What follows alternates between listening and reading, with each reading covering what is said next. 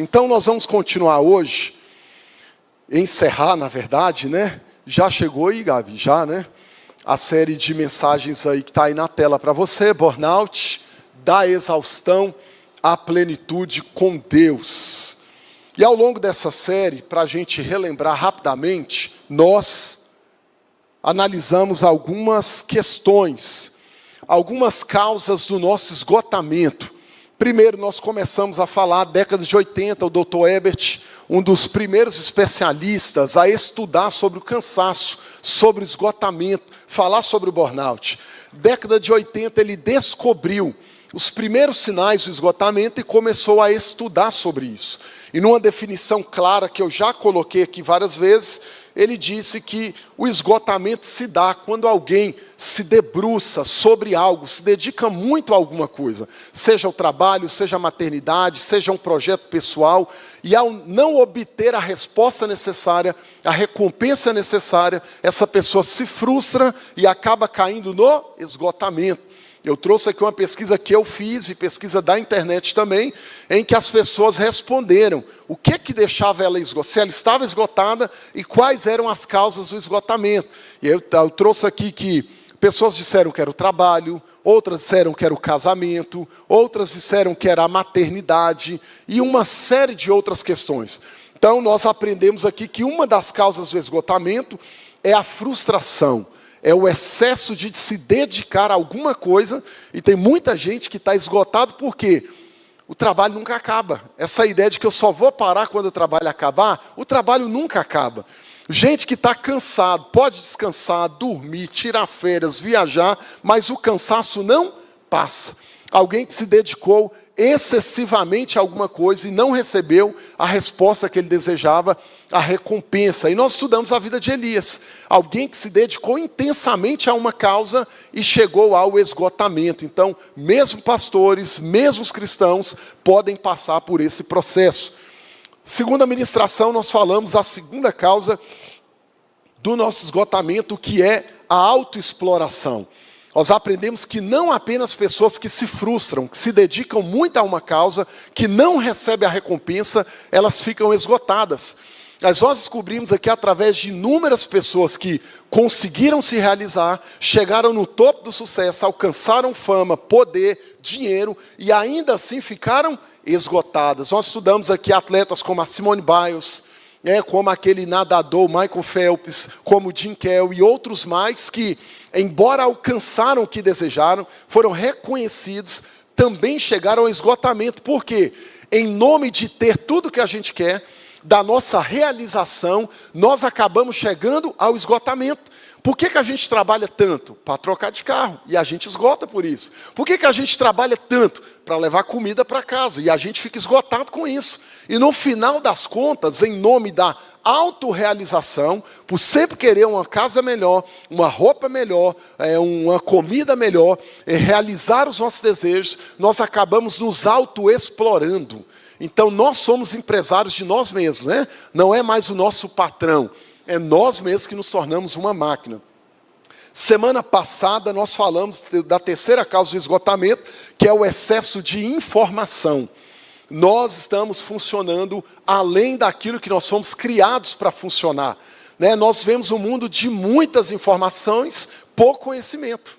Nós trouxemos aqui a análise de um autor daquele livro, A Pirâmide do Conhecimento, onde ele trazia que está todo mundo falando. Tem muita informação, mas pouco filtro, muito conhecimento, pouca sabedoria. Então nós estamos sendo solapados aí por uma enxurrada de informações, lendo o tempo todo, notícias o tempo todo, as coisas chegam na velocidade o tempo todo. Trouxemos aqui o Augusto Cury falando sobre isso, esse pensamento acelerado, dessa dificuldade da gente de desligar o cérebro, e isso tem causado também esgotamento. E hoje eu quero encerrar de uma forma mais devocional, falando um pouquinho sobre essa terceira causa do nosso esgotamento, que é a preocupação. Que preocupação é essa? Essa preocupação excessiva, que não nos deixa descansar. Você está me ouvindo aí agora, você já deve estar preocupado, né? Falou de preocupação e você já está preocupado. Ai, meu Deus, o que vamos falar, né? Vamos falar um pouquinho de preocupação, é claro. Que essa, irmãos, não é uma lista exaustiva. Existem inúmeras razões para o nosso esgotamento. Tá? Inúmeras razões para a nossa depressão, para o burnout, né? Não conseguiríamos ser exaustivos aqui e analisar cada uma das razões. Então, hoje, nós falaremos esse encerramento sobre a preocupação. E como eu sempre tenho feito, vamos começar de pesquisa. Olha aí o que o Conselho Federal de Psicologia divulgou, mais uma pesquisa, em que eles dizem assim: o Brasil vive uma segunda pandemia agora na saúde mental. Quadros de ansiedade e depressão aumentaram após a pandemia de Covid-19. O Brasil enfrenta uma segunda pandemia, dessa vez na saúde mental. O impacto emocional das perdas familiares, o sentimento de medo, a falta de socialização e instabilidade no trabalho aumentaram o nível de estresse e sofrimento psíquico dos brasileiros. Pesquisa de campo. Alguém aqui sofreu, diagnosticou, entendeu alguma coisa dessa daí nesse período da pandemia? Esse tempo da pandemia, você foi alguém que se tornou mais medroso? As pessoas ficaram com medo, muito medo. Ah, não quero sair, eu não quero ter contato mais, vai que isso pega em mim. Você sentiu aí com medo? Talvez emocionalmente falando, você foi alguém que sofreu esse impacto? Quem aqui sofreu algum impacto no período da pandemia? Da solidão, da ansiedade, da preocupação? Aí, ó, várias pessoas. Do desgaste, teve que procurar terapia, teve que tomar remédio, teve que se tratar, porque a pandemia trouxe medo para muita gente, excessivo. Ansiedade, preocupação, né? As pessoas começaram até a brigar, né? Vou na igreja ou não, saio ou não, é certo ou não. Aí começou uma série de discussões, julgamentos, isso virou um negócio. As mulheres são muito neuróticas, né? Nossa, as mulheres é difícil com esse negócio, né? Elas ficam doidas assim, desesperadas, e acham que é um negócio, enfim. Hoje nós estamos descobrindo que muita coisa estava errada, né? As pesquisas apontaram que o maior índice, onde você costumava pegar isso aí, de fato, não era na rua, não era em ambientes abertos, era em ambientes fechados. E o que estavam mandando a gente fazer? Fique em casa. E a gente foi obedecendo esse trem todo errado, tomou uma série de vacinas, que hoje está dando uma série de problemas para nós, e a gente está vivendo com isso, né? E aí isso é para nos ensinar que a nossa vida está nas mãos do Senhor. E a gente precisa confiar nele. Porque se um dia a gente tiver que ir, nós vamos. Pode ser com pandemia ou sem pandemia. Então a pesquisa está aí apontando isso para nós. Ou seja, essa é uma pandemia o quê, irmão? Silenciosa. Uma pandemia que quase ninguém fala dela.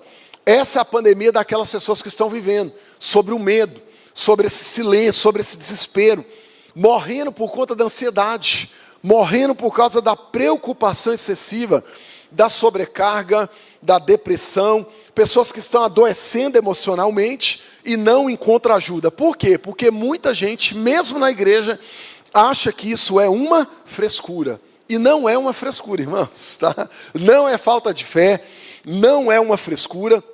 Nós precisamos tratar essas questões porque nós descobrimos nessa série que a Bíblia diz lá para nós, Provérbios capítulo 4, verso 23, ela diz o quê? Acima de tudo, acima de todas as coisas, guarde o seu, porque é Ele que dirige toda a sua. E aí nós descobrimos o quê? Lembra do significado de coração? Coração significa ser interior. E aí nós descobrimos aqui, através de uma imagem de um iceberg, que 90% está onde? Abaixo, na parte que a gente não vê. E 10% da nossa vida é essa casquinha que todo mundo vê. Então nós somos seres complexos. Nós temos essa parte material, carne, que a gente vê, é visível, mas nós temos a parte interior, que é mente, vontades, desejos, emoções, sentimentos, que nem a medicina e ninguém consegue explicar. Então quando a Bíblia diz que de tudo que a gente deve guardar o nosso coração, porque ele é o nosso ser interior, e o nosso interior, a nossa vida, depende do nosso estado de dentro, emocional. E aí nós descobrimos que nós investimos muito no mundo exterior, muito na nossa beleza, muito na nossa forma, mas não investimos tanto no nosso lado interior. Quando a Bíblia diz que o lado interior deveria ser a nossa prioridade. Então veja, nós somos alguém que estamos investindo muito nisso. Como eu já disse aqui, maquiagem, procedimentos, o nosso sorriso já não é tão natural, o nosso rosto já não é tão natural. Nós nos preocupamos excessivamente com a parte exterior.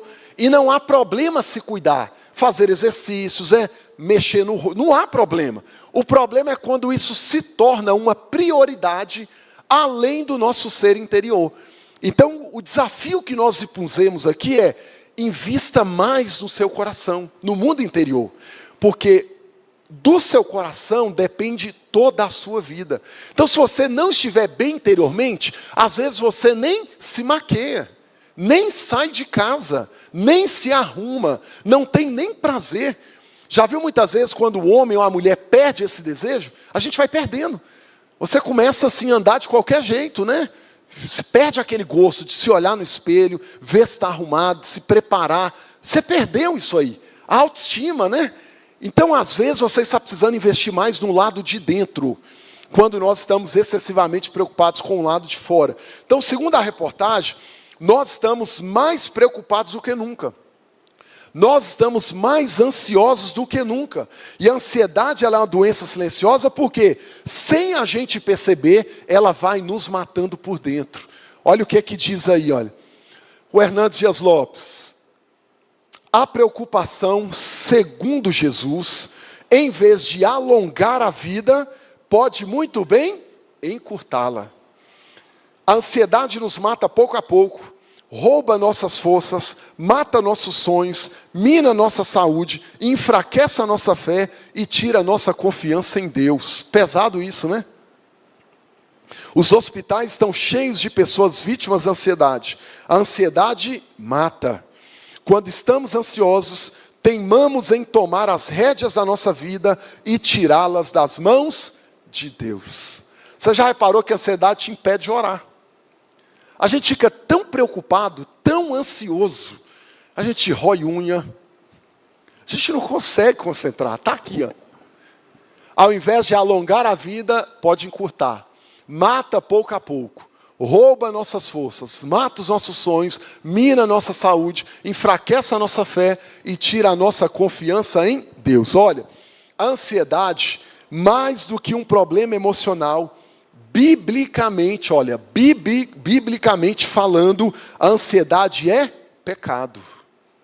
Cientificamente falando, a ansiedade pode ser um transtorno. Isso vai ser tratado. Biblicamente falando, a ansiedade é pecado. Por quê? Ansiedade é incredulidade.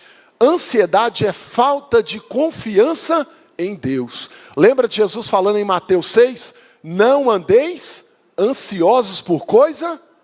Por quê? O que a ansiedade vai mudar na sua vida? Por mais preocupado que você fica, ela vai resolver? Não. Vai aumentar alguma coisa? Não. Aí Jesus diz, você fica ansioso pelo que comer, pelo que vestir, pelo que beber. E ele começa a falar, o corpo não é mais importante do que tudo isso? A vida não é mais importante? Por que você está preocupado? Deus cuida dos pássaros.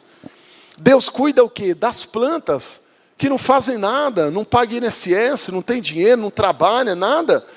Será que vocês não são mais valiosos que um pardal? Se Deus cuida do pardal, do menor, não vai cuidar do maior? Então, a ansiedade, do ponto de vista bíblico, ela é o quê? Pecado. Porque a ansiedade é falta de confiança em Deus. A ansiedade é incredulidade. Então, a ansiedade, nesse sentido, é a gente dizendo para Deus que não confiamos no agir e no trabalhar do Senhor, mas que queremos controlar a vida e garantir que as coisas sairão exatamente do nosso jeito. Pergunta clássica para nós. Uma pergunta clássica para nós aí, acho que voltou lá. O que é que te deixa preocupado? Nossa, eu acho que ficaria uma lista grande, não ficaria? Gigante. Se nós pudéssemos fazer uma lista, olha, o que é que te deixa preocupado? Às vezes, mesmo tendo a oportunidade de descansar, não conseguimos, por quê? Porque a gente é tomado pela preocupação. Muita gente viajando aí nesse janeiro, muita gente em período de férias, mas que não conseguiu descansar. Por quê? Mesmo nas férias, o que você está fazendo? preocupado, já pensando, acelerando o pensamento, ou seja, fazendo aquilo que você não deveria fazer. E a preocupação mexe com o nosso ser interior. Porque a preocupação, ela tira o nosso sono, irmãos. A preocupação, ela tira o que é a nossa alegria, mexe com a nossa saúde. E aí, o que a gente acaba fazendo? Comendo demais. Tira o sono. E se você ficar com privação de sono aí, uma semaninha, você já vai ter grandes prejuízos. Até cerebrais. Aí começa a comer muito. A maioria dos transtornos aí de obesidade, pessoas acima do peso, a maioria deles estão ligados a distúrbios emocionais. A maioria. Uma pessoa não come muito do nada. A maioria está ligada a isso. A maioria está ligada a isso. Então, primeiro, antes do remédio, precisa ser trabalhado aqui, é hábitos, comportamentos. O remédio, ele é uma ajuda, ele vai te auxiliar.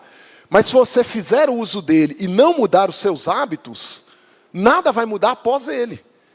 Ou seja, então, muitas coisas aí que tiram o nosso sono, são coisas que nós precisamos tratar. Então, o que te deixa preocupado? São muitas as razões que te deixam preocupados. Por exemplo, o medo do futuro. Muita gente está preocupada por quê? Medo da situação econômica do Brasil. Aí a pessoa começa a ficar como? Desesperado, angustiado, apavorado, medo de não ter trabalho. Gente que já está preocupada assim, será que eu vou trabalhar? Gente que já está preocupada, o que vai acontecer amanhã? Sendo que ele nem sabe. Ou seja, uma preocupação excessiva com o futuro. Irmãos, isso pega a gente se a gente não tomar cuidado. Quantas vezes eu já me peguei preocupado do que vai ser o amanhã na minha vida. Porque quando a gente para pensar, esses dias eu estava lendo Eclesiastes, e tem um livro bem legal, do Ed René Kivitz. Eu não te recomendo ler, porque hoje ele é alguém já de uma teologia mais liberal, mas antes disso, ele escrevia até bons livros. Ele juntou com o Ricardo Gondim uma turma, e foi para o liberalismo teológico. Mas ele escreveu um livro sobre Eclesiastes, chamado O Livro Mais Mal-Humorado da Bíblia. A capa do livro é um limão. E a análise que ele faz de Eclesiastes é fantástica, é maravilhosa. E nessa análise é muito interessante que eu fui reler Eclesiastes e fiquei pensando, Senhor, entenda que a minha expressão, nós estamos lascados. Porque Salomão traz uma amargura tão grande a escrever aquilo ali, que ele fala assim, feliz é quem não nasceu. Porque depois que você nasceu, meu filho, está lascado. Já era, não tem jeito. E ele começa a falar, tudo é inútil debaixo do céu. Tudo é a mesma coisa. E ele começa a fazer aquela análise depressiva. Olha aí, o rio corre para o mesmo lugar e nunca enche. Sobe, vira nuvem, cai água de novo, o rio não enche. E ele começa a repetir aquilo. E ele vai falando sobre tudo aquilo e tal. E quando ele começou a falar, e vaidade, eu experimentei tudo. Eu falei, miserável, depois que você teve tudo, você fala que é inútil, né? E aí ele foi falando e eu fiquei pensando, Senhor, o que será do amanhã? Porque a gente começa a pensar, você trabalha hoje? Trabalha. Aí hoje você ganha 30 mil reais. Recebe aí, irmão. 30 mil, recebe aí. Apesar de que no Brasil, que a gente está vivendo hoje, até esse valor está meio difícil, né, irmão? O dinheiro não está tendo valor nenhum. Aí você começa, esses dias eu estava conversando, acho que alguém aqui da igreja, se eu não me lembro, da carreira aí lá do judiciário, alguém aqui falando. Aí conversando também com o juiz, alguém ele falou, eu não aposento, eu vou trabalhar até eu morrer. E eu falei, por quê? Eu falei, se você está falando isso, o que será de mim? E ele falou, não tem como, porque se a gente aposentar, pastor, eu vou aposentar com menos da metade do meu salário. Eu não dou conta disso, eu não consigo. Eu falei, é mesmo? Aí eu já fui lembrando de Eclesiastes. Então o medo do futuro nos deixa preocupados, porque você pensa, hoje você veste como? De acordo com o seu salário. Qual carro que você tem? De acordo com o seu salário. A casa que você mora? De acordo com o seu salário. Aí você pensa, e amanhã, como que vai ser? Eu não vou conseguir aposentar com o meu salário. E aí você já começa a ficar como? Lá, o povo já está preocupado aqui, eu vou até parar, né? Tá aí, já está até assim, meu Deus, e agora, Jesus? O que mais? Culpa, isso é só para você ficar mais crente. Por que a gente fica preocupado? Culpa e consequências. Muitas pessoas vivendo aí debaixo de culpa, medo de consequências, o quê? Pelo um erro que ele já cometeu. Muita gente está preocupada por quê? conflitos nos relacionamentos, preocupados com conflitos em relacionamentos que não foram resolvidos, conflitos que não foram tratados. Isso traz o quê? Preocupação, ansiedade, porque coisas que nós não resolvemos gera tudo isso. Responsabilidades financeiras, pessoas constantemente preocupadas diante das responsabilidades financeiras. Quem não fica preocupado com isso? Como que nós vamos pagar as contas esse mês? Nesse calorão que passou aí, hein? Que a gente teve um tempo atrás, quanta gente eu escutei falar: pastor, não sei nem o que vai ser da minha conta de luz, porque o ar-condicionado está ligado o dia inteiro. Aí a gente fica: como que eu vou pagar as contas? Como que vai ser esse mês? E se não der o dinheiro, essa conta não fecha, e o mês que vem, aí a gente começa a ficar preocupado. Desafios profissionais, gente vivendo preocupado debaixo de quê? Desafios profissionais. Irmãos, então existem uma infinidade de razões para a nossa preocupação. Mas não importa o motivo pelo qual você se sinta preocupado. Eu quero dizer para você hoje, nessa manhã, para a gente ficar mais leve, mais tranquilo, que você pode encontrar a resposta na palavra de Deus. E eu quero hoje compartilhar com você um texto da palavra de Deus que, embora conhecido, muitas vezes é esquecido por vários de nós, por inúmeras pessoas que têm passado o quê? Momento de pressão.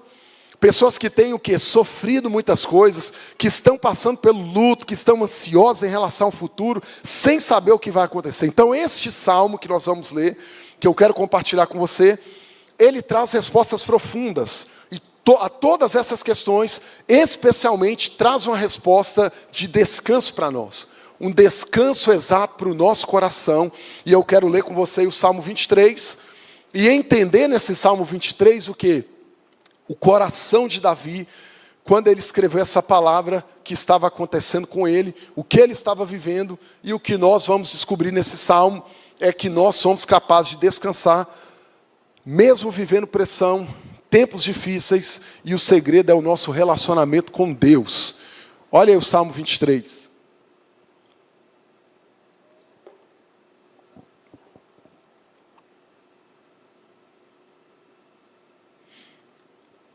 Você pode ler na sua Bíblia, se não, está na tela também. Salmo 23 diz assim: o Senhor é meu pastor, e nada me faltará. É forte esse negócio, né? O Senhor é o meu pastor, e nada me faltará. Ele me faz repousar em verdes pastos, e me leva para junto de riachos tranquilos. Renova minhas forças, e me guia pelos caminhos da justiça. Assim ele honra o seu nome. Mesmo quando eu andar pelo escuro vale da morte, não temerei, pois tu estás ao meu lado. Tua vara e o teu cajado me protege. Preparas um banquete para mim na presença de meus inimigos. Unges minha cabeça com óleo, o meu cálice transborda. Certamente a bondade e o amor me seguirão todos os dias da minha vida, e viverei na casa do Senhor para sempre. O que muita gente não sabia, que esse não é apenas o salmo do pastor e da sua, de fato, ovelha. Esse é o salmo do convidado que é recebido na casa de Deus, porque esse salmo ele vai nos apresentar duas metáforas, irmãos, sendo a primeira do versículo 1 ao versículo 4, a primeira metáfora, e essa metáfora do versículo 1 ao versículo 4, é a metáfora do pastor que guia suas ovelhas.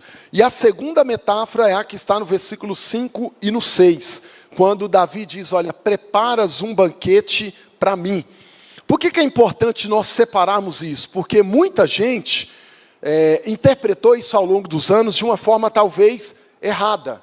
Mas Davi está mudando aqui a metáfora, ele está falando da casa de Deus, o lugar onde ele encontrou descanso, onde Deus está cuidando dele, e ele faz essa visita constante à casa de Deus. Para quê? Para ali ele encontrar descanso para a sua alma, mesmo vivendo debaixo de muita pressão, de muita angústia, de muito medo, de muitos problemas. Para que você entenda a importância desse salmo e consiga aplicar ele aí na sua vida, eu quero analisar com você, você precisa de fato entender o quê? O contexto. o momento exato pelo qual Davi estava passando, enfrentando, quando ele escreveu essa palavra. Porque a gente lê, e é lindo, né? A gente lê esse salmo e pensa assim, quem escreveu esse salmo não estava enfrentando nada. Não tinha problema, não tinha angústia, não tinha medo, não tinha preocupação, e a gente acha maravilhoso. Mas eu quero analisar com você exatamente o momento pelo qual Davi estava passando. Muitos estudiosos acreditam e afirmam que o Salmo 23, provavelmente ele foi escrito no final da vida de Davi. E eu quero te mostrar através da Bíblia aqui, o que Davi passou ao longo da sua vida, e o que ele estava passando provavelmente no momento em que ele escreveu o Salmo 23. Então nós vamos ver um pouquinho aqui, a vida de Davi, para você entender o que ele estava vivendo, os sentimentos gerados no coração dele, diante dos momentos que ele estava passando. Eu fiz um quadrinho ali mais simples, só para você entender, a vida de Davi, os momentos que ele estava enfrentando, e os sentimentos que era provocado na vida dele, quando ele estava atravessando por todo esse tempo aí. Primeiro momento, está dando para ler ou está pequenininho, irmãos? Está dando, né? Dá para ler? Primeiro momento na vida de Davi, todo mundo se lembra? Pastor de ovelhas. Primeiro desafio que Davi enfrentou foi pastor de ovelhas. E nesse desafio, muitas vezes, o que Davi experimentou como pastor? Davi experimentou solidão. Por que Davi experimentou solidão? Porque o pastor de ovelhas era alguém, vocês vão lembrar da história aqui que eu vou contar, que sempre estava em lugares desertos, distantes, montanhas, conduzindo as suas ovelhas aos pastos. Então Davi, muitas vezes, guiando as suas ovelhas através dos vales, para levá-los para aquele lugar de descanso. Então, nesse primeiro momento, como pastor de ovelhas, Davi vivia esse tempo de solidão. E você vai lembrar da história que eu vou contar aqui, o porquê de todo esse processo aqui. Segundo momento que Davi enfrentou, lembra? Animosidade com os irmãos. Por quê? Primeiro livro de Samuel, capítulo 16, nós vamos ver esses conflitos familiares na família de Davi. Lembra quando o profeta Samuel foi ungir o rei de Israel, porque Deus havia rejeitado Saul, você vai se lembrar disso aqui, né? E aonde que Davi estava? No campo, sozinho. E a família toda foi reunida. E aí, lembra do profeta Samuel? Quando manda chamar toda a família, todos os filhos, o próprio Samuel, profeta, ficou impressionado pelo quê? Pela beleza dos filhos. Ficou encantado ali com Eliabe, né? Fortão, bonitão. Ele mesmo chegou a pensar que era o próprio Eliabe. Ele falou, aí está o grande rei. E aí Deus falou o quê? Rapaz, não olha para essa casquinha não. Eu olho para o seu interior. Eu não vejo como as pessoas veem. As pessoas veem beleza. Eu olho para dentro do coração. E aí quando todos os filhos passaram, Deus não confirmou nenhum. E aí o que o profeta falou? Você não tem mais nenhum filho mesmo? Aí que o pai e o pessoal foi... não, tem sim, tem mais um. É Davi. Mas ele está lá no campo, ou seja, solidão. Lá no campo. E aí o que acontece? Manda chamar ele, por quê? Porque eles não iriam comer, não iam fazer nada até ele chegar. Mas aí, continuando aí nessa história, Davi no campo, o profeta achou que era outro. Aí quando a gente vai para 1 Samuel 17, lembra que o gigante Golias estava desafiando o povo de Israel. E os irmãos de Davi, eles eram guerreiros. Ou seja, eles estavam também com medo de enfrentar aquele gigante. E o gigante estava ali fazendo o que, irmãos? Desafiando o povo de Deus. Vocês não vão me enfrentar, e todo mundo com medo. E aí Davi, então, a pedido do pai dele, foi levar o quê? Comida para os irmãos. E quando Davi chega lá para levar comida para os irmãos, o que ele vê? Aquele gigante desafiando o povo de Israel. E ele pergunta, o que está acontecendo aí? E eles explicam para ele. E aí Davi fala o quê? Quem é esse gigante para desafiar os exércitos do Deus Todo-Poderoso? Eu vou contra esse gigante e tal. E aí o que acontece? Os irmãos de Davi ficaram indignados com aquilo. O próprio Saul falou, rapaz, não, você não consegue, não tem nem armadura para você. E os próprios irmãos falaram, quem você acha que você é? Você veio aqui trazer comida. Você é um cuidador de ovelhas. Quem é você para guerrear? O que Davi sentiu nesse momento? Rejeição. Animosidade com os irmãos, que gerou no coração dele o quê? Uma rejeição. Mais um momento, ele lutou com o gigante Golias. Mas antes disso, os irmãos desestimularam o próprio rei Saul, não acreditou, descrédito. Ninguém acreditou em Davi. Quem não se lembra da perseguição de Saul? Mesmo Davi sendo ungido rei de Israel, demorou ainda muitos anos para que ele assumisse o trono.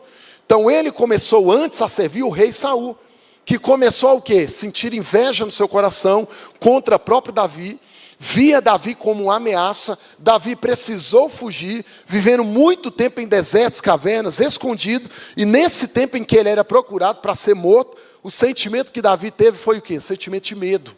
Precisava se esconder o tempo todo, fugir do rei que queria matá-lo o tempo todo. Quem não se lembra do adultério dele com Batseba?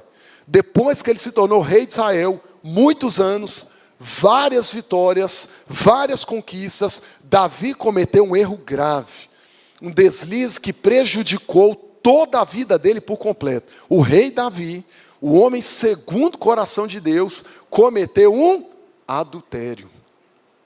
E a Bíblia deixa claro que ele passou por um sentimento de culpa, sentindo aquilo no seu coração o tempo todo. Irmãos, eu sempre digo, para mim mesmo, como líder, como pastor, para vocês, nunca subestime a maldade do nosso coração. Nunca ache que você não pode cair. Nunca ache que você é forte o suficiente, santo o suficiente, bom o suficiente para não ser tentado e não cair. Nós precisamos ter bastante, mas muito cuidado com os nossos olhares, com os nossos pensamentos, com os nossos sentimentos. Nós precisamos ter muito cuidado. Começa aqui, ó, no olhar. Vai para aqui e desce para aqui. E aí acabou. Gerou pecado. Por isso que eu sempre digo, academias são ambientes perigosíssimos que você precisa tomar muito cuidado. Eu falo isso para você porque eu estou lá. Tudo começa num olhar, num revezar de aparelho, numa troca de olhar, numa conversa. O ambiente é propício para isso. E aí a gente, como cristão, tem que pensar o quê? Então não vou treinar, vou definhar o meu corpo. Não, você está no mundo. Você só precisa ter cuidado, tá? Porque Davi não vigiou, isso aí aconteceu. Lembra da morte do filho? A morte do filho que foi gerado por conta do adultério dele. E Davi teve que lidar com um sentimento de luto. O filho que nasce desse adultério dele com Batseba acaba morrendo. Quem não se lembra, na família de Davi houve um estupro. O estupro de Tamar. Tamar era sua filha. Aminon também era o seu filho com outra esposa. Então Aminon era irmão de Tamar por parte de outra mãe. Ele se apaixonou pela meia-irmã e estuprou a própria irmã. Irmãos, isso é uma história da Bíblia. Você está entendendo o que eu estou te falando? A gente está falando de Bíblia, de gente que conhecia a Deus. E eu já preguei aqui sobre isso, né? Decisões equivocadas. Já falei sobre isso aqui. Ou seja, gente do céu, qual o sentimento que Davi sentiu?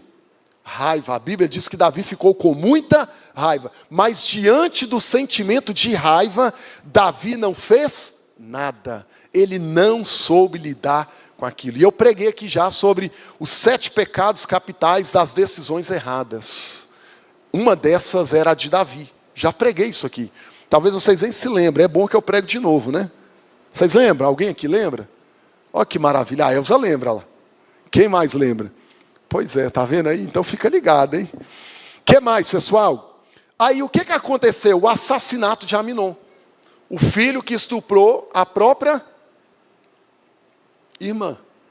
Dentro da família de Davi. Isso encheu de ódio o coração do irmão Absalão, que desejava vingar a irmã do próprio irmão. Davi teve que lidar com isso dentro da própria casa. E nesse momento, o que ele está experimentando? Tristeza profunda. Pensa dentro da sua própria casa, um filho estuprar a irmã. Embora o pai tenha raiva, ele não toma atitude nenhuma. Isso deixa o outro irmão indignado e vinga a própria irmã, matando o próprio irmão. E aí lembra também traição de Aitofel. Aitofel era o principal conselheiro de Davi. Pertinho de Davi, uma pessoa próxima dele. E esse homem vai trair Davi para ficar do lado do filho Absalão, que matou o irmão, e agora não bastou matar o irmão, indignado com o pai, ele quer tomar o trono, o reino do próprio pai. Olha só que laço. Olha o que está acontecendo. Imagina, traição já é um negócio estranho, né, irmãos? Agora você imagina ser traído por uma pessoa pertinho de você. É por isso que dói tanto. Porque normalmente quando a gente é traído por quem está perto. E ele é traído pelo conselheiro mais perto dele. E aí olha o que acontece. Contra o próprio pai, ele quer assumir o trono e se tornar rei. E Davi agora é tomado por quê? Esse sentimento de traição, que é terrível. O que mais? E esse Aitofel ainda, ele aconselhou o Absalão para envergonhar o pai ainda mais. Ele deu um conselho para ele. Olha só, ele disse, olha, tome as mulheres do seu pai, as concubinas dele, e tenha relações sexuais com ela lá no terraço do palácio, para todo mundo ver. Gente, essas são histórias que estão na Bíblia. E a Bíblia mostra que ele fez isso, no terraço do palácio. Ele manteve a vista de todos. Olha as consequências do pecado. Lembra quando Davi pecou? Ficou quietinho, tentou matar, mandou matar Urias, o marido de Batseba, porque ao invés de confessar o pecado dele, a traição dele, o que ele fez? Tentou esconder, ele arquitetou um plano. E aí Deus mandou um profeta lá para contar uma historinha para ele. Está vendo que quando a gente não ouve, Deus vai usar alguém? Mandou um profeta lá, ele é rei, e falou com ele, rei Davi, vem cá, eu quero te contar uma história. O profeta foi lá. É o seguinte, numa cidade tinha um cara que tinha 10 bois, picanha boa, tinha 10. Mas tinha outro que só tinha uma. Só tinha um lá, umzinho. E um dia esse cara recebeu uma família importante da cidade e convidou ele para um churrasco. E nesse churrasco, ao invés de ele pegar das 10 que ele tinha uma, matar e fazer a carne, ele foi lá e pegou o único boizinho que um cara tinha e mandou sacrificar ele e matou ele. E aí, rei, o que você acha que deve acontecer com esse cara? O profeta falando isso para Davi, que tinha acabado de ter vida, relação sexual com a mulher e mandar matar o marido. Pôr o marido na linha de frente da batalha, onde era mais ferrenho, e matar. Ele ficou indignado, igual a gente quando crente, né? A gente é paciente com os nossos erros, a gente gosta de julgar, a gente aponta. A igreja é isso, o fulano é isso. Olha lá o fulano lá em cima, está tudo errado. Olha lá o fulano, o que ele está fazendo. Nossa, olha lá. A gente é rápido para apontar o erro do outro. Mas paciente com os nossos próprios. É o que Jesus disse, o julgamento hipócrita. Você vê o cisco no olho do outro, mas não consegue enxergar o tamanho do pau que está dentro do seu olho. A gente é assim. Hipócrita muitas vezes. E aí Davi ouviu aquela história, o que ele fez? Esse cara deve morrer. Ele deve ser exterminado da terra. Né? E aí o profeta virou para ele. É ruim ser profeta nessa hora, né? É bom ser profeta quando você fala, irmão, eu vejo uma caneta de ouro, um anjo descendo do céu com uma bandeja. Aí é bom. Mas falar isso aqui, é bom ser pastor no dia do aniversário do pastor. É bom, né? Aí, eu até ganhei essa camisa. Essa camisa bonita, né? A gente ganha uns presentes bonitos, hein? Vocês dão a gente umas coisas bonitas. Mas na hora de chamar alguém lá no gabinete e falar, você está errado. Nós vamos te corrigir. Aí, essa hora, ninguém quer ser o pastor. Então, Davi ficou indignado. Quando ele ficou indignado, o profeta falou assim, Você está indignado? Esse homem deve morrer? Então, esse homem é você mesmo. Foi você. Você que fez isso. E aí, Deus disse para Davi o quê? Que essas coisas aí não iam se apartar da casa dele mais. E ele foi tendo uma série de consequências por causa dos seus pecados. Isso gerou para ele o quê? E aí o filho vai perseguir o próprio pai, a perseguição do filho, né? E Davi, mais uma vez, tem que fugir para o deserto. E lá no deserto, Absalão vai atrás dele para matar. E nesse momento, talvez, Davi experimentou o quê? Desespero total. Sabe, irmãos, porque não há dor maior na vida de um pai e de uma mãe quando os filhos se voltam contra eles mesmos. Pensa nisso. Quando um filho se perde, se distancia, se desvia, quando o filho é tomado de ódio contra o próprio pai, de todos esses sentimentos que Davi experimentou, talvez esse seja o mais intenso, o maior e mais difícil que ele enfrentou. Então, o Salmo 23, quero que você se lembre disso, quando a gente lê, o Senhor é o meu pastor, e nada me faltará, deitar-me faz em verde espaço, guia-me pelas correntes de águas tranquilas, refrigera minha alma por amor do seu nome, ainda que eu ande pelo vale da sombra. Esse salmo bonito foi escrito neste contexto. É isso que Davi estava vivendo. Ele já está no final da sua vida. Então entende que a gente não canta só quando está bem, feliz. A gente só não vem para a igreja quando tudo está bem. A gente não só está animado quando as coisas estão como nós queremos. Ou seja, a Bíblia, os Salmos, são palavras, são pessoas que decidiram cantar, confiar em Deus, permanecer firme em Deus, em momentos de vale, de luta, de dor, de desespero, de angústia, mas que nunca se esqueceram que Deus, Ele é o nosso pastor. Não importa o que a gente passa, seja angústia, seja esgotamento, seja o medo, seja o desespero, não vai nos faltar presença, não vai nos faltar graça, não vai nos faltar amor. Ele está conosco. Todos nós passamos por isso. Mas o que esse salmo nos ensina, eu quero te afirmar, é que não importa o que a gente está passando, Deus pode nos dar descanso, renovo para a alma, você pode encontrar contentamento, você pode viver além das circunstâncias. Talvez você diga: Senhor, como eu posso viver assim? Davi fala disso no Salmo 23, ele fala sobre esse relacionamento com o seu pastor. O que ele diz? O Senhor é meu pastor, é pessoal, e nada me faltará. Um homem que está passando, irmãos, pior momento da sua vida, diante da morte, diante do ódio e perseguição do próprio filho, ele diz: o Senhor é o meu pastor, e nada me faltará. Pense na pior dor que você está sentindo. Pense na pior situação que você está enfrentando ou já enfrentou. Nós temos dificuldade de falar isso.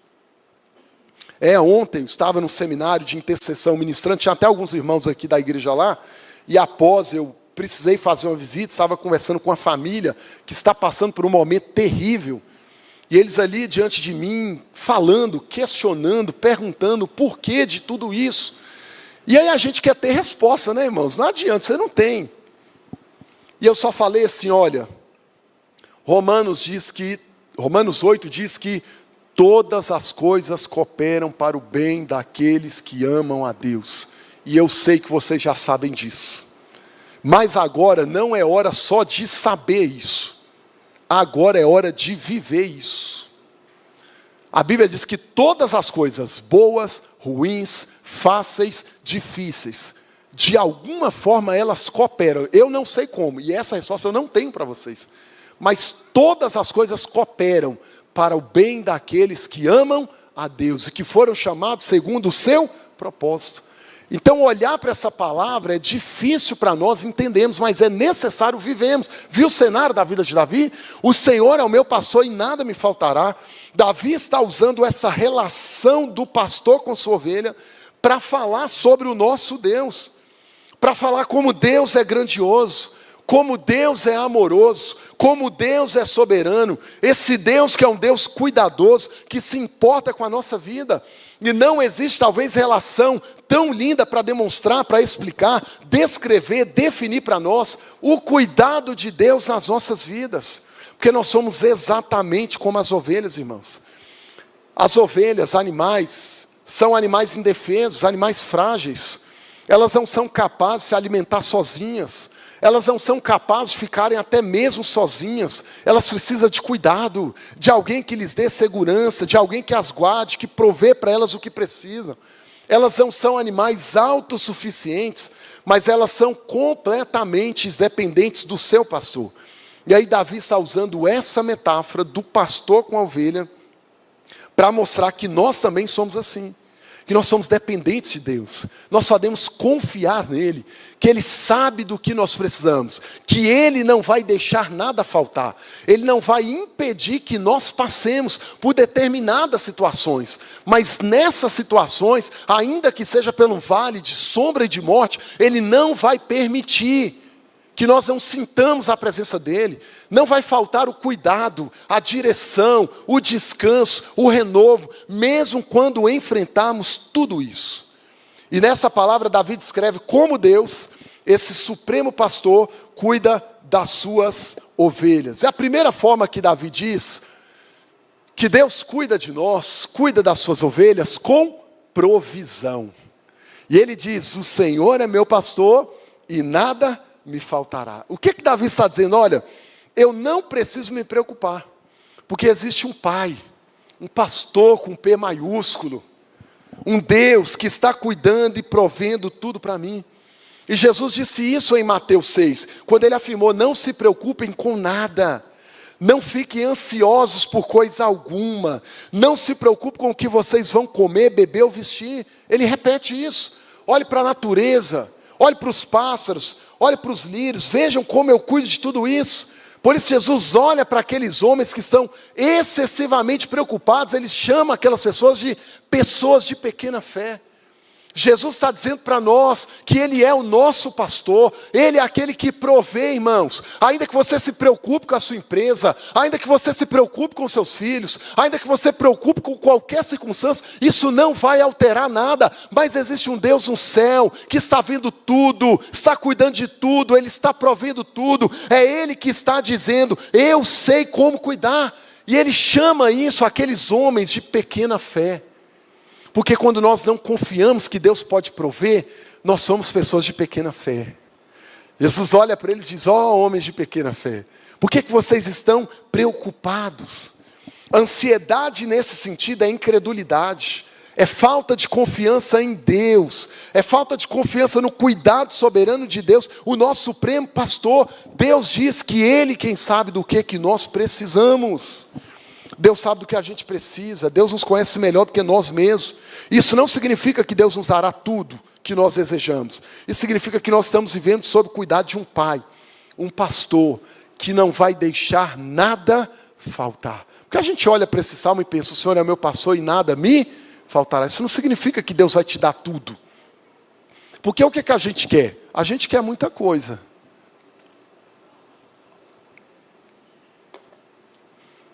A gente quer determinado carro, mas talvez você nunca vai ter esse carro. E não é nem o desejo de Deus te dar, porque um pouquinho de coisa que Deus nos dá, a gente já costuma sair da presença dEle. Quanta gente que orou, pediu, estudou para passar num concurso, pedindo: eu quero estabilidade, eu quero um trabalho bom.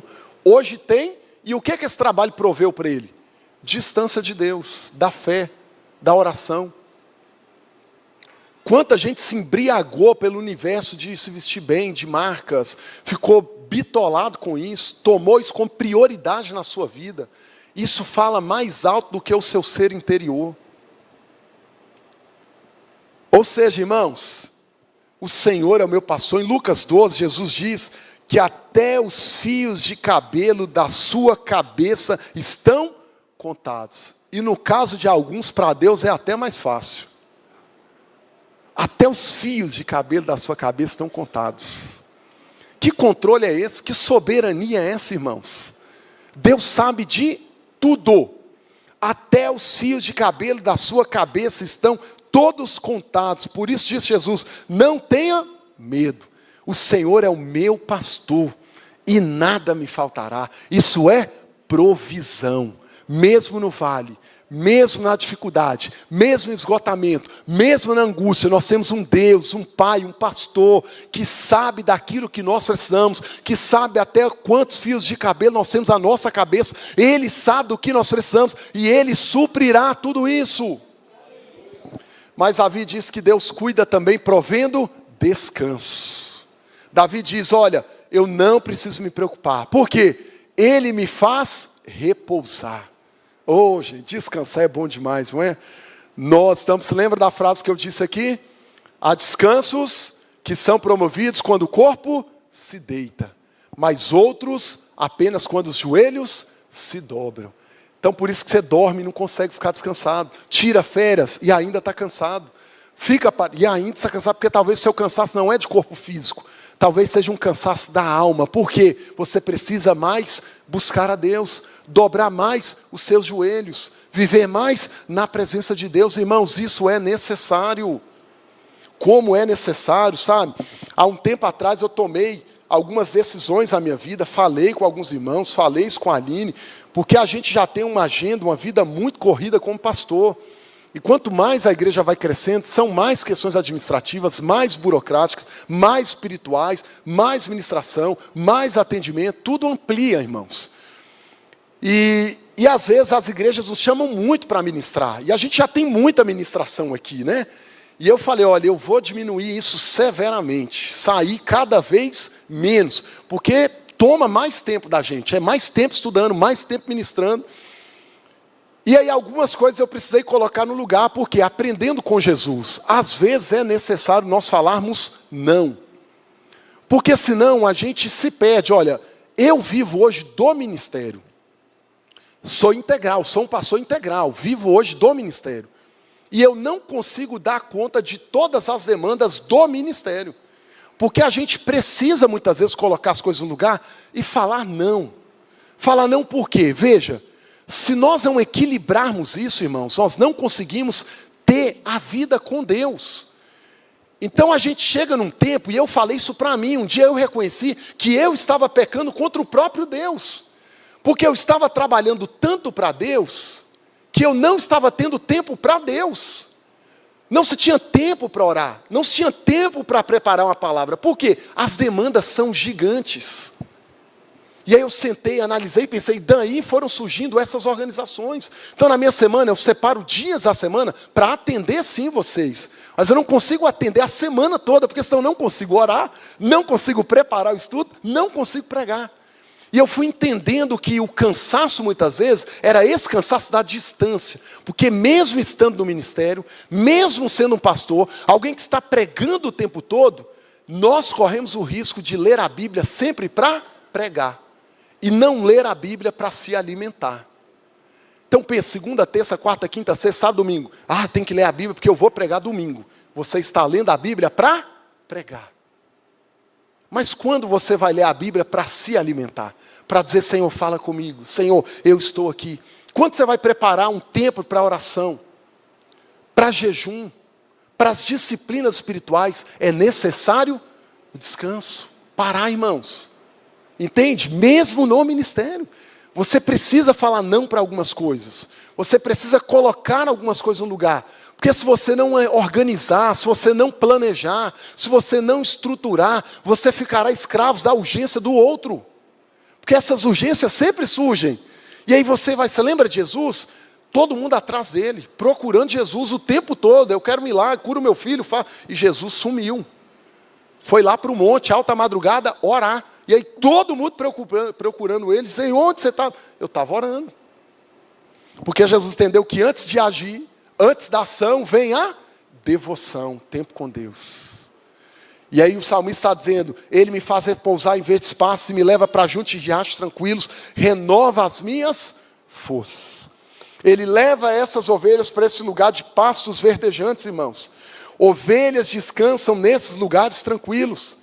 Elas se alimentam nesses lugares de pastos verdejantes, porque aquela era uma região desértica, e os pastores precisam guiar os seus rebanhos, suas ovelhas, para esses locais que eram como oásis.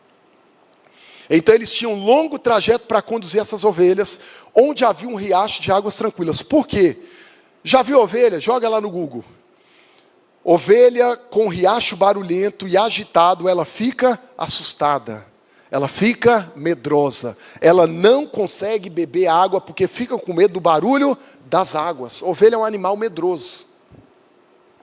E aí, o pastor precisa guiá-las até um riacho de águas tranquilas. Para quê? Garantir que elas bebam água. Garantir que elas descansem. Tudo isso era o papel daquele pastor. E é disso que Davi está falando. É Deus quem garante o nosso descanso. Davi está dizendo, é Ele que nos faz repousar, é Ele que nos permite descansar, é Ele que renova as minhas forças. Esse é o descanso que a nossa alma clama, porque a palavra força significa o quê? Alma, emoções, ser interior. Quando Davi está dizendo que Deus renova as nossas forças, Davi está dizendo que Deus renova, é Ele só que renova a nossa alma.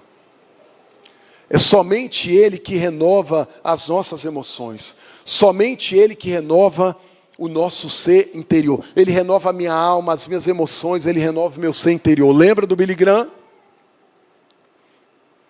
Tem descansos que acontecem quando o corpo e outros.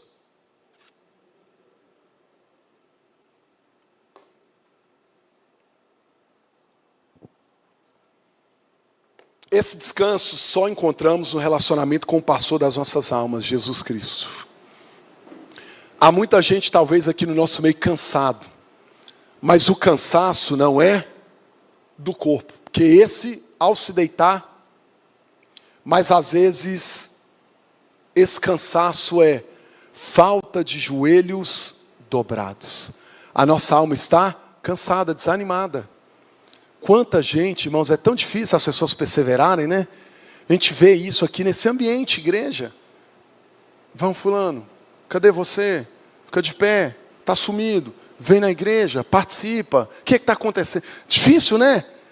A gente entende isso. Olha, muita gente que está cambaleando na fé, está desanimado, está cansado, está parado, estagnou na vida espiritual, estagnou, não frutifica, não caminha.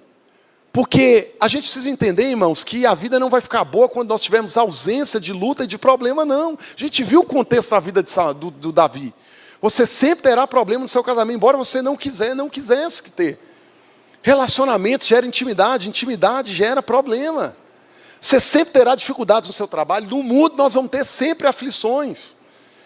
Mas a gente precisa perseverar, entender. E é isso que o salmista está dizendo exatamente aqui. Olha, a gente talvez está precisando o quê? Orar mais, dobrar mais os joelhos, buscar mais, você precisa vencer esse negócio. Às vezes o seu cansaço é falta de joelho dobrado. Lá dentro da sua casa, Senhor, o que é que nós estamos vivendo aqui? Eu tenho dito isso para muita gente, irmãos, a gente aconselha muito casal, e eu falo isso. Mulheres que têm os maridos aí, que se converteram há pouco tempo, ou que vieram de catolicismo, irmãs, cuidado, seja exemplo, não confia que essa vitória, essa batalha está ganha, e vai vivendo como você vai vivendo, não. Eu digo isso para as mulheres, seja uma mulher de oração, submissa, uma mulher sábia, presente. Não deixe, se você caminhar, eu sou velhaça de conversão, meu marido, cuidado que esse homem pode desviar. O marido da mesma forma, que tem a sua esposa, pouco tempo de convertida, veio do catolicismo também, já teve as suas batalhas. Cuidado, irmão. Você começa a levar esse povo para um lugar, para o outro, cuidado para onde você está indo, como você está vivendo além. Sem Deus, sem oração, sem leitura, sem presença. Cuidado, irmãs, cuidado, irmãos. Cuidado. Cuidado com as amizades que você anda tendo. A gente está tratando essas coisas com muita normalidade, irmãos. Cuidado. Eu me lembro, né, e já contei isso para vocês aqui, que eu tinha, acho que aproximadamente uns 2, 3 anos de convertido já. Vim do mundão, né, usava brinco, ó, tem até um furinho aqui na orelha. Do mundão, todo atrapalhado na vida. Todo atrapalhado na vida, mundão mesmo, perdido, bebida, ganda. Eu já falei isso aqui para vocês. A minha mãe trocava a fechadura das portas para ver a hora que eu chegava. Terrível. Mas todas as vezes que eu chegava em casa, madrugada, eu passava ali pela sala, tinha a visão do quarto dos meus pais, eles estavam lá orando. E eu ficava com tanta vergonha. Aí nesse dia eu lembro que eu entrei em casa, estava orando, e aquilo para mim não fazia sentido nenhum. E eu me lembro que nesse dia eu cheguei em casa bêbado, e fui para o banheiro. Menino, eu vomitei aquele banheiro todo, de tanto que eu bebi. Quem foi lá me dar banho, lavar, limpar, resolver aquilo lá? Minha mãe. E eu me lembro que eu me converti. Converti por quê? Do mundão doido aí, Deus me fez namorar com uma filha de um pastor aqui da cidade. E eu de brinco. E um dia eu fui lá na casa deles para pedir a moça para namorar com ela. Mais doidos foram eles de deixar. Mas a menina era pior do que eu também, né, irmãos? Tá, eu estou explicando aqui só para você não se animar. Ela era pior do que eu. Ao conceito que eu tive de crente. Um namoro com alguém que era da igreja, que era pior do que eu. Que já era do mundo. Então não sei, né, o porquê que os pais ali deixaram. E aí eu falei, Senhor, o que eu estou fazendo aqui? Através disso aí, eu tive o meu primeiro contato com essas questões de igreja. Por quê? Você namora a filha de um pastor, onde que você tem que ir? Na igreja, né? Dá um domingo, então você tem que estar lá. Eu não entendia nada daquilo. E eu me lembro que as coisas foram caminhando, foram saindo de ordem ali, porque não era um namoro cristão. Por quê? Porque a moça, embora estando na igreja, não era uma cristã, né, gente? E aí chegou um tempo que aquela família me deu uma Bíblia. Me deu uma Bíblia e você tem Bíblia? Eu falei, não, que é isso? Isso aqui. E eu peguei a Bíblia e deixei ela lá em casa. Resumindo aqui a história, o tempo foi passando, eu fui vendo que aquele negócio não era para mim. Deus foi me incomodando, mesmo fora de igreja. Chegou num tempo que do nada, eu não queria aquilo. A gente começou a brigar e eu não queria ter aquele tipo de namoro. Mão para cá, mão para lá, namoro promíscuo. E aquilo, eu não sendo um cristão, começou a me incomodar. E eu falei, que estranho. E a gente que, né, não é cristão, você fala, será que está acontecendo alguma coisa comigo? Olha lá, hein? E aí aquilo foi, resumindo, nós terminamos aquele namoro. E aí quando terminou aquele namoro, eu fiquei mal. Porque quando você namora, você fica doido, né? Apaixonado, amando, fazendo juras de amor. Você acha que aquilo é tudo na sua vida, né? E eu fiquei mal. Falei, e agora? Nossa, meu Deus, não quero, não posso. Não, Deus. E aí eu fui ficando arrebentado, ruim. E aí foi onde eu decidi procurar uma igreja. Lá a igreja do meu pai. Falei, onde meu pai está indo, eu vou. E aí chegava lá, você já conhece a história, o que Deus faz, né?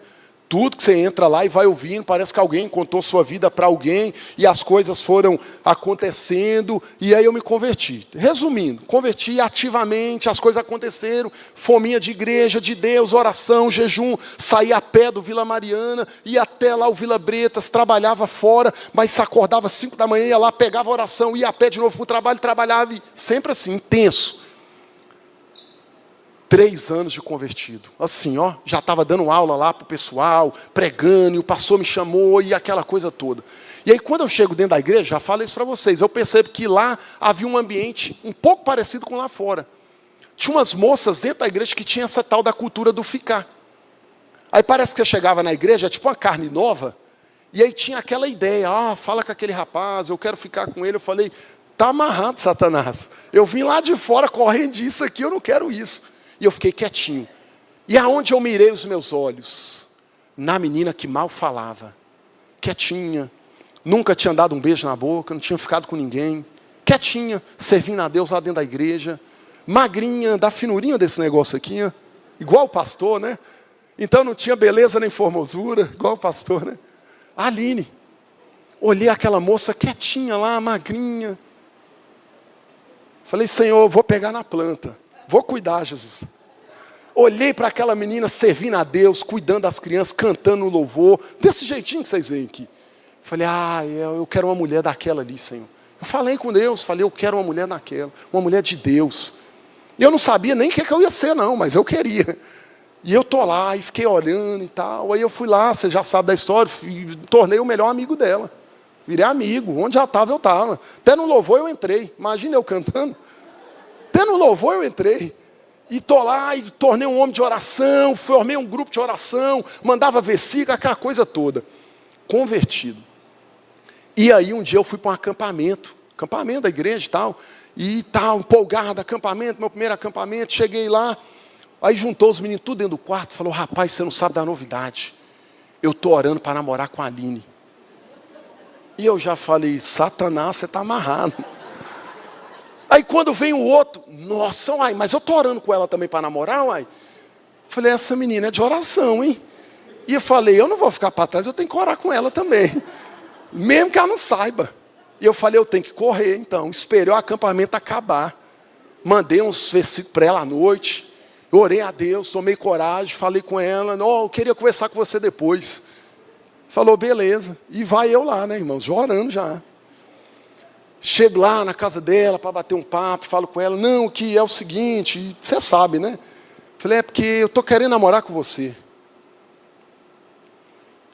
E ela falou assim, olha, mas você é meu amigo.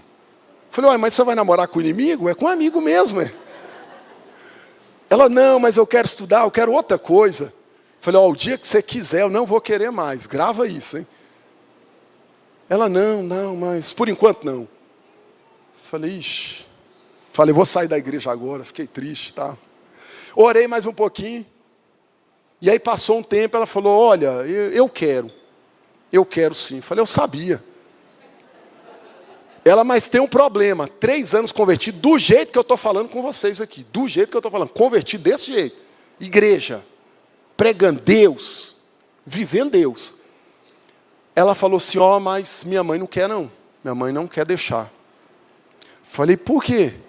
Falei, não, porque minha mãe falou assim, né? Você é convertido, pouco tempo, você veio do mundo, isso é meio perigoso, é um negócio meio assim, é um negócio meio assim.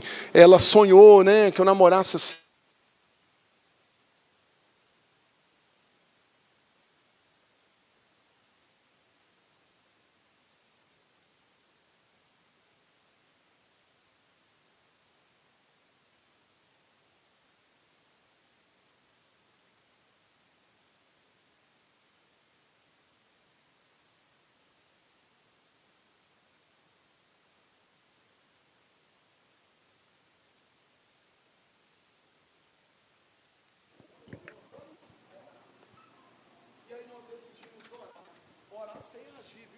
Porque o povo hoje aí age, né?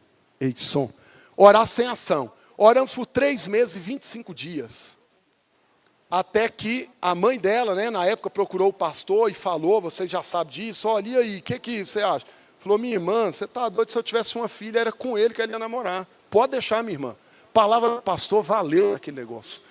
E aí a mãe dela me chamou lá e falou comigo, me escuta bem aqui. Não quero você dentro de carro com a minha filha, em cima de moto, não sai assim, o horário é 10 horas, não quero beijo na porta da minha casa. E começou. Falei, eu vou namorar no espírito então, né? Mas eu falei, amém, é assim que é bom, né? Assim que é bom. E aí fomos, e ela, e outra coisa, eu só estou deixando porque o pastor falou que poderia. Falei, eu vou beijar o pé desse pastor agora. E enfim, nós namoramos, graças a Deus, tudo aconteceu 4 anos longe, aí, distante, eu estudando no seminário, tudo certinho. Por que eu estou falando isso aqui para vocês? Mesmo eu nesse já de convertido na igreja. Olha que desafio. Para os próprios pais ainda me olharem e falarem assim, eu acho que a gente não quer não. Irmãos, a pergunta que eu faço é, por que a gente não consegue repousar, descansar? Você consegue se deitar, pegar no sono, relaxar, descansar, sabendo que Deus está cuidando de tudo? É o que Davi está falando aí no Salmo 4:8, olha. Salmo 121:4, aquele que guarda Israel não cochila e nem dorme. O que ele está dizendo? Está aí para você. Deus viu que tudo que ele fez era bom, muito bom. Passaram-se a tarde e a noite, esse foi o 6º dia. Por que eu estou dizendo isso? Esse é o grande segredo de Deus. Deus, ele trabalha no turno da noite. Quando nós olhamos lá para Gênesis e observamos a criação, sempre no final de cada frase vai aparecer o quê? Passaram-se a tarde e a manhã. Isso é interessante, não é? Porque o nosso dia é o quê? Manhã e tarde. E a Bíblia diz que passaram-se o quê? E para Deus a tarde e a manhã. O que é isso, irmãos? O turno de Deus. O turno de Deus é diferente do nosso. Esse é o turno do trabalho de Deus. Significa que se nós trabalhamos manhã e tarde, quando nós estamos terminando nosso trabalho, é como se Deus estivesse dizendo a nós para parar. Já chega. É como se Deus estivesse dizendo, deixa comigo agora, vai dormir, descansar agora, eu vou trabalhar para você. E aí a gente dorme, descansa. Deus nos concede isso. Enquanto descansamos, Deus trabalha. É isso que a gente precisa entender. Então, irmãos, descanso. Deus provê para a gente descanso. Eu decidi descansar no Senhor. Então não se apavore, não seja apressado, não fique desesperado. Descansa em Deus, não deixe a sua alma se esgotar. Tá, toda essa história eu contei para você que entenda isso. Deus tem algo certo para nós, algo preparado. Olha, eu vivi lá fora no mundo, Deus preparou. A esposa vem do Senhor, o marido vem do Senhor. Não se desespere, pense bem, descanse. E olha o que essa autora diz. Esse livrinho antigaço, não sei se alguém aqui já leu, antiguíssimo. Deus trabalha no turno da noite. Esse livro é fantástico. E a autora diz, já pensou nisso? Ele está ocupado enquanto você dorme. Ele está a postos enquanto você sonha. Ele está completamente ligado enquanto você tirou o plug da tomada. Deus se move fora do nosso campo de visão e se ocupa com tarefas além do nosso entendimento. Seus olhos observam o que não podemos ver e suas mãos trabalham habilmente onde só podemos tatear. Este é o Deus que se estende, que pensa, planeja, molda e vigia. Enquanto estamos inconscientes, debaixo de um lençol e de um cobertor. Deus está cuidando, Deus está protegendo. Enquanto o nosso turno é manhã e tarde, de Deus é... Enquanto você está dormindo, Deus está trabalhando. Deus está protegendo. Quando aprendemos isso, fazemos orações a Deus, entregando tudo a Ele e descansando nesse cuidado e amor soberano de Deus. Quantas vezes, por não ter o que fazer, nós entregamos e precisamos entregar tudo nas mãos de Deus. Ufa, que tarefa! Entrega tudo. Entrega tudo e faça isso conscientemente. Escolhas corretas. Entrega tudo nas mãos de Deus. Não se desespera não, o que Deus tem para você está colocado diante das mãos de Deus. Olha o que o Josemar Bessa diz.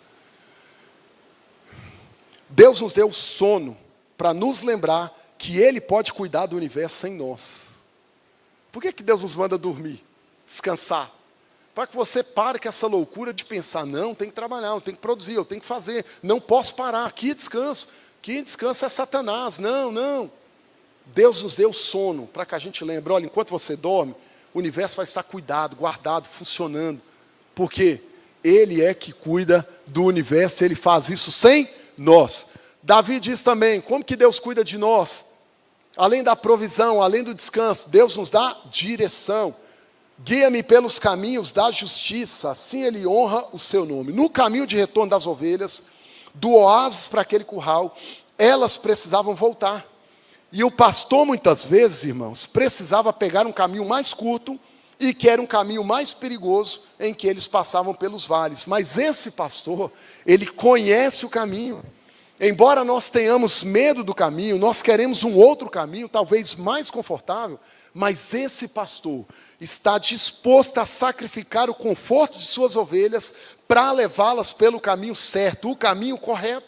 E é Ele que garante, através desse caminho, que Ele irá guiar essas ovelhas, para que elas cheguem com segurança, porque Ele sabe o melhor caminho para cada um de nós. Então, muitas vezes, Deus vai sacrificar o nosso conforto, para nos colocar, de fato, no caminho certo. O que mais? Proteção também. O salmista diz, mesmo quando eu andar pelo vale escuro da morte, não temerei, não terei medo, pois Tu estás ao meu lado, Tua vara e Teu cajado me protege.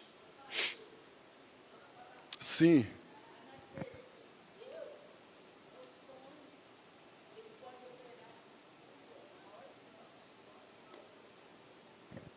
Verdade. Eita. Por isso quando a gente dorme não dá nem fome, né? De repente a gente acorda assim, né? No meio da madrugada com fome. Irmãos, proteção. Ele nos leva pelo melhor caminho, Ele nos guia, Ele nos dá direção. Ainda que a gente enfrente momentos da vida escuro, de vale, em que nós temos medo, mesmo em meio à dor, Deus está com você. Mesmo quando você não andou com Jesus, Ele estava ao seu lado. Mesmo quando você pecou contra Ele, Ele estava ao seu lado. Ele é o bom pastor que dá a vida pelas ovelhas. Olha o que o texto diz. Tua vara e o teu cajado me protege. Olha que interessante. O que é isso que está na tela? O que é isso aqui, irmãos? Um cajado. Esse era um cajado muito semelhante ao que os pastores usavam naquela época. E o que é interessante aí nesse cajado? A relação do pastor com o cajado na profissão dele. Esse cajado, ele tinha duas finalidades. O pastor sempre andava com ele. E esse cajado, ele tinha duas finalidades, duas utilidades. É por isso que a gente fala, vontade de dar uma cajadada, né? Cajado. Cajado é um instrumento de trabalho de um pastor. Quais eram as utilidades, as funções dele? Na mesma peça tinha duas finalidades. A parte superior, essa parte aí de cima, onde você vê essa curvatura, tá vendo? Esse ganchinho. Essa parte aí superior, a parte de cima, como se fosse um gancho, servia para quê? Quando as ovelhas se desviavam, elas costumavam cair ali num buraco, num curral, num abismo, seja onde for. O pastor pegava esse cajado, com essa parte aí curvada, ele enganchava ela onde? No pescoço da ovelha, para ele puxá-la de volta aonde ela precisava de fato estar. Então o pastor poderia puxá-la, resgatá-la, trazer para perto, puxar ela para pertinho dele. Essa era uma das finalidades. Mas o outro lado do cajado, essa parte de baixo aqui, ó, algumas costumavam ter até uma certa ponta. Essa parte de baixo, onde ele batia ali no solo, ela era usada muitas vezes para ferir a ovelha. Está entendendo? Olha que interessante. O mesmo pastor que cuida, que resgata, que protege, é o mesmo pastor que usa esse cajado para ferir.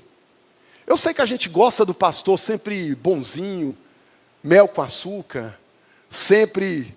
Mas tem horas que é preciso colocar o cajadinho para puxar. E tem horas que é necessário dar uma cajadada. Para quê? O mesmo pastor que cuida, que protege, é o mesmo pastor que fere. E por que ele fere? Você já conhece o que a história diz sobre essa profissão. Algumas ovelhas que eram teimosas, igual nós, cabeçudas, igual nós, que fazem às vezes escolhas erradas, igual nós, que insistem em brincar com as coisas lá do mundo, igual nós, que insistem em sair para lá. Algumas ovelhas, muitas vezes, saíam do rebanho, se desviavam, caminhavam sozinhas, iam para bem longe, distanciava daquele rebanho. Então, o que o pastor precisava fazer? Ferir essa ovelha. Ele feria ela, ele machucava ela. Muitas vezes ele quebrava uma das suas patinhas, porque aí ela ia mancar, ela ia ficar dependente dele. Ele colocava ela nos ombros, já viu um quadro disso, de um pastor com uma ovelha nos ombros, e levava ela de volta para o rebanho, para que ele pudesse cuidar dela, caminhar com ela e direcionar ela. Proteção. Mas isso talvez não é algo que a gente gosta, porque cada um com a sua vida. A minha vida é pessoal e particular. Não, é diferente lá de trás, né? Onde o pastor precisou dar uma palavra ali para aquela mãe, falando para ela, deixa, caminha, vamos embora. Algo que nós estamos perdendo isso. Porque a gente fala que conselho não é bom. Quando a gente fala para o filho, não tem amizade com esse tipo de pessoa. Porque quem anda com porco, farelo come. Tudo bem, né? Os nossos pais não tinham muito ali aquela psicologia toda, mas a Bíblia já dizia, né? Que as más companhias corrompem os bons. Foi o jeito do nosso pai ensinar a Bíblia, né? Quem anda com porco, farelo come. Mas a gente não gosta disso. Não, eu sei o que eu estou fazendo. É eu. Entenda, irmãos, proteção, olha o que o pastor fazia com essas ovelhas. E às vezes nós como cristãos, as nossas melhores amizades estão lá fora com gente que não é cristã. Você não tem dificuldade de ser colega de alguém que não professa a sua mesma fé. Agora, amigo é algo íntimo. Que palavra talvez essa pessoa bíblica tem para te dar? A Bíblia nos ordena a ter a mesma fé. Você vai casar, casa com alguém da mesma fé, um cristão que professa a mesma fé, a mesma língua. Para que você vai buscar em algo que não tem nada de Deus para você? Mas a gente está brincando que se for, não, quem sabe, talvez amanhã, o que o pastor está fazendo, o que a Bíblia está dizendo, proteção. Às vezes as ovelhas desviam, sai do caminho.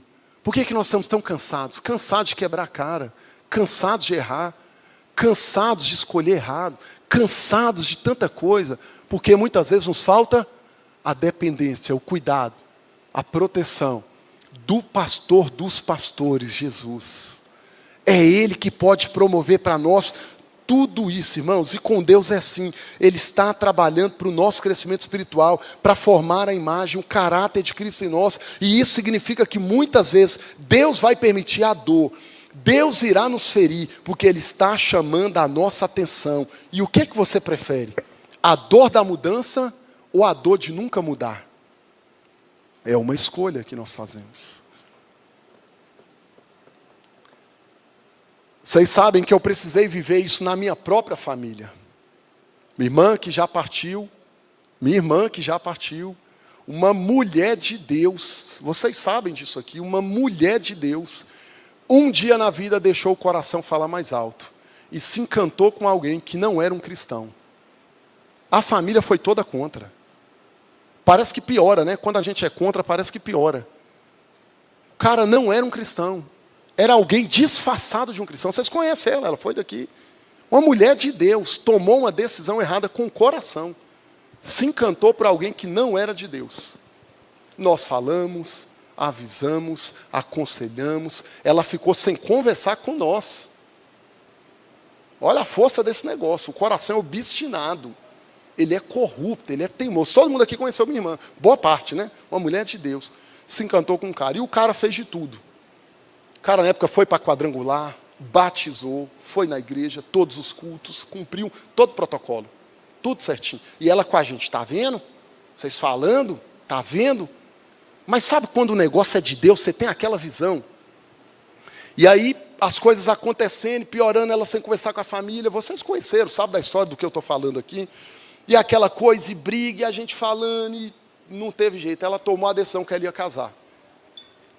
E a gente preocupado com aquele negócio. Nossa, se conversava com ela, e eu muito próximo dela, vocês sabiam disso aqui, tentando. E acho que 3 dias antes dela casar, Deus me deu uma visão.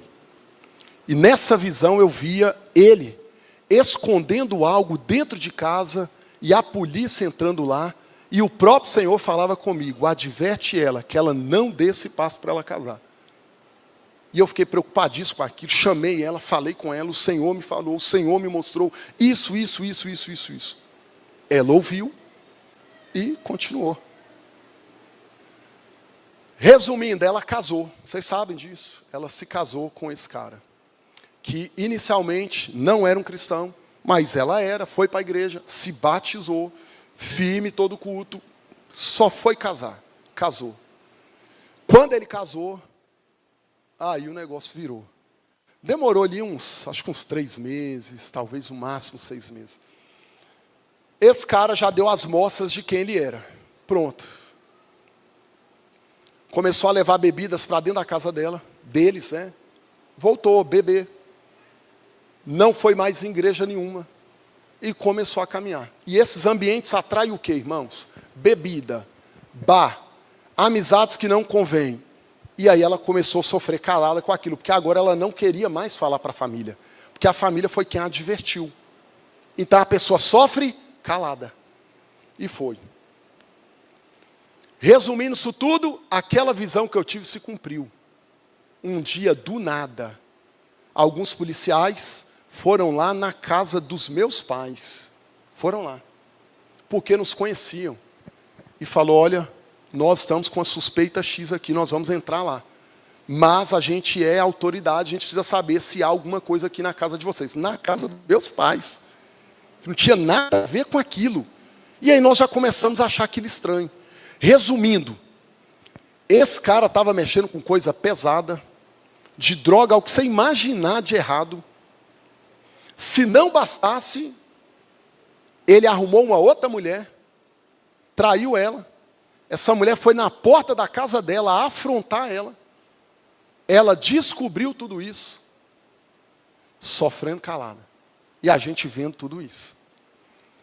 E aí você pensa para você que é crente, qual a vontade que a gente tem como homem? De pegar um cara desse e arrebentar ele. Porque é a sua família. Mas você é crente. E aí o Espírito precisa falar mais alto. Era a minha vontade. Traiu. Ela decidiu perdoar. Por quê? Não, assim, tal, e luta. Aí começou a lutar agora pela conversão dele. Eu falei, ué, mas ele não era convertido? Você não casou assim com ele? Resumindo, traiu ela de novo. Se não bastasse, esperou ela ir trabalhar.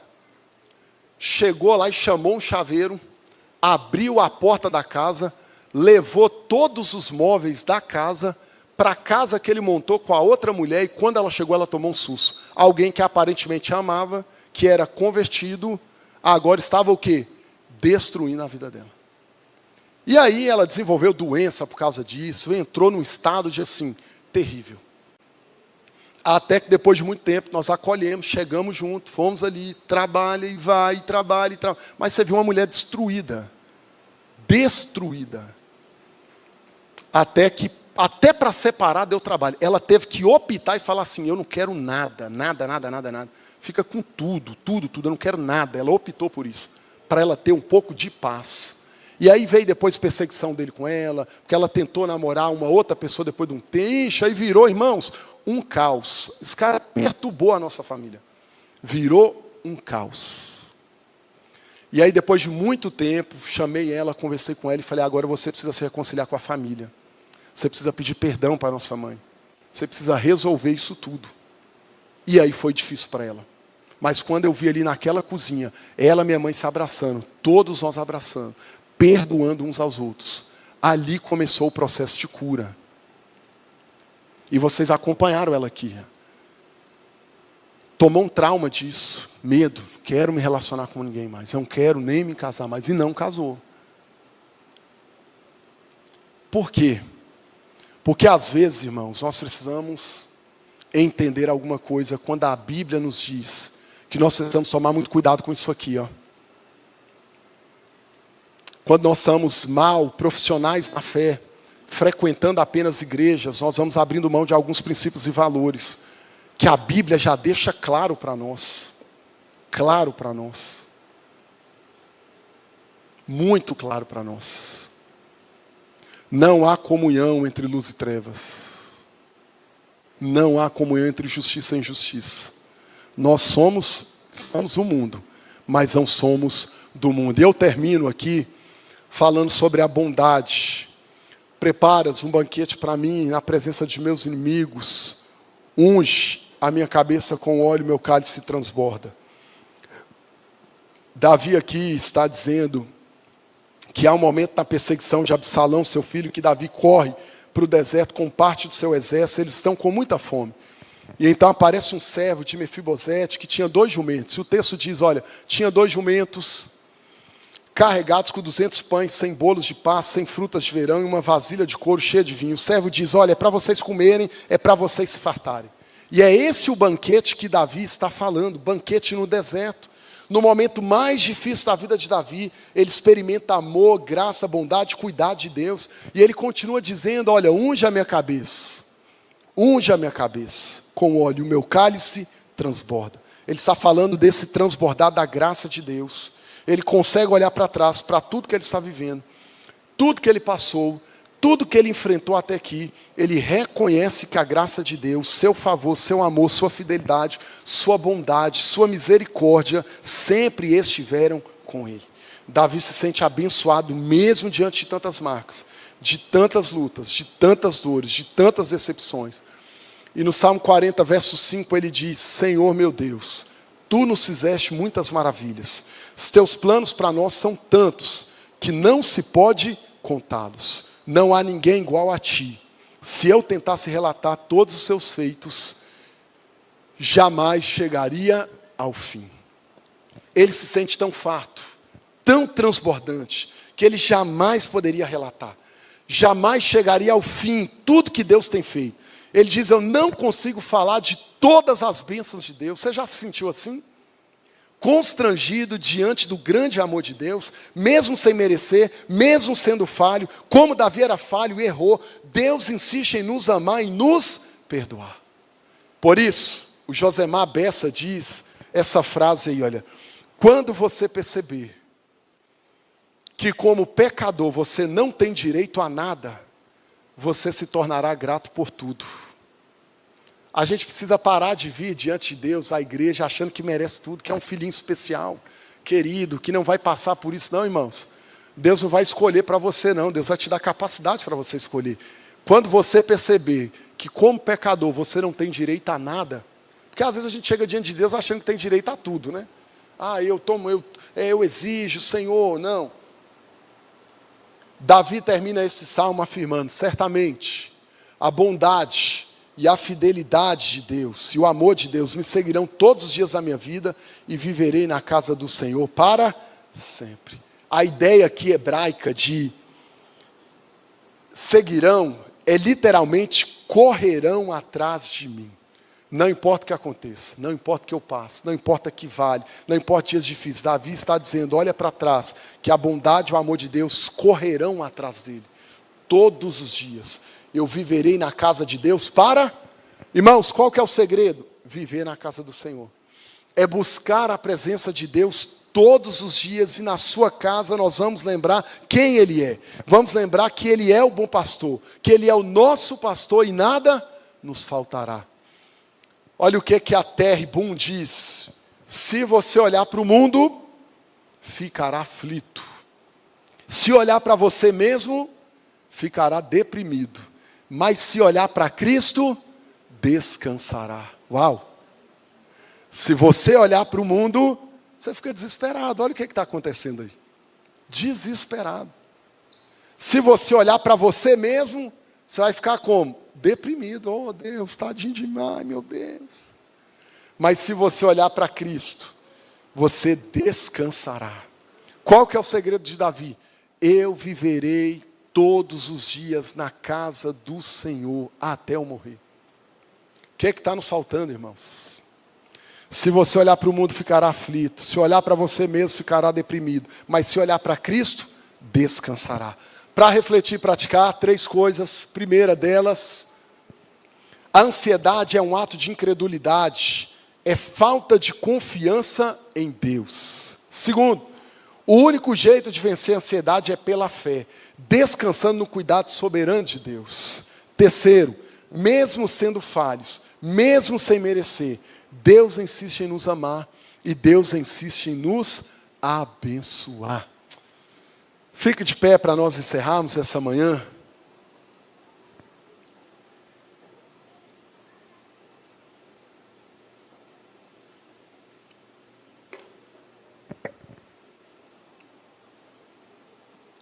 Feche seus olhos. Agradeça a Deus em nome de Jesus. Oh Deus, a nossa oração é: nos sonda, nos conhece, prova-nos, vê se há em nós, Senhor, algum caminho errado, mal, e guia-nos pelo caminho eterno. Tem misericórdia da tua igreja. Quantas vezes nós estamos errando, nos esquecendo quem o Senhor é, nos encantando por tantas coisas que não encantam o Senhor, nos agradando de tantas coisas que não agradam o Senhor. Quantas escolhas e decisões temos feito e tomado com o nosso coração que é enganoso, que é corrupto. Tem misericórdia de nós, que nós entendamos esse propósito de estar diante do Senhor, na casa do Senhor todos os dias, dobrando os nossos joelhos, buscando a tua face. Trabalha na vida desse casal, que tem colocado tantas outras coisas como prioridade, a não ser o Senhor. Trabalha na vida dessa igreja, de tantos jovens, adolescentes, homens e mulheres, que não têm tido o Senhor como prioridade. Quantos de nós estamos vivendo uma vida de aparência? Aparentemente cremos em Deus, aparentemente somos convertidos a Deus, aparentemente andamos no caminho do Senhor, mas o Senhor é um Deus que sonda e nos conhece e sabe que de fato precisamos de uma conversão que traga para nós uma mudança de valores, mudança de prioridades, mudança de tantas coisas, Senhor. A nossa carne tantas vezes tem falado tão alto, os meus desejos, os meus sentimentos, as minhas vontades, quando o Senhor tem nos mandado primeiro a buscar o Senhor e o teu reino, e todas as demais coisas nos serão acrescentadas. Nos ajude como igreja a olhar para o alto, Senhor. Nos ajude como igreja a nos santificar. Nos ajude como igreja a buscar a Tua face. Nos ajude como igreja a nos separar, clamar pelo Senhor, buscar a Tua presença. Ah, Jesus, tem misericórdia de nós. Olha para nós, Jesus, como igreja, para que nós vivamos sob os cuidados do Supremo Pastor. A minha oração é para que haja conversões nessa igreja. Senhor, eu quero ver vidas sendo transformadas. Eu quero batizar pessoas neste lugar. Eu quero ver vidas sendo transformadas. Senhor, que o nosso trabalho não seja em vão. Que haja transformação nessa igreja. Que haja arrependimento. Que haja conversão, Senhor, a começar na minha vida. Todos os dias. Que nós olhemos para o Senhor e digamos, Senhor, ah, Senhor, transforma-nos. Nos enche com a Tua presença. Muda o nosso pensar, o nosso caminhar, o nosso sentir. Que não saia dos nossos lábios nenhuma palavra torpe. Que nós pensemos nas coisas que são do alto. Muda a nossa história, Jesus. Tem misericórdia de nós, Senhor. Faça de nós um instrumento poderoso na Tua presença. Nós assim oramos. Prepara o nosso coração para logo mais à noite, em que o pastor Charles vai estar aqui ministrando a Tua palavra. Conduza o Teu servo com poder, com unção, com autoridade, e que nós sejamos transformados para a Tua glória. Nós oramos em nome de Jesus. Amém, Jesus. Amém.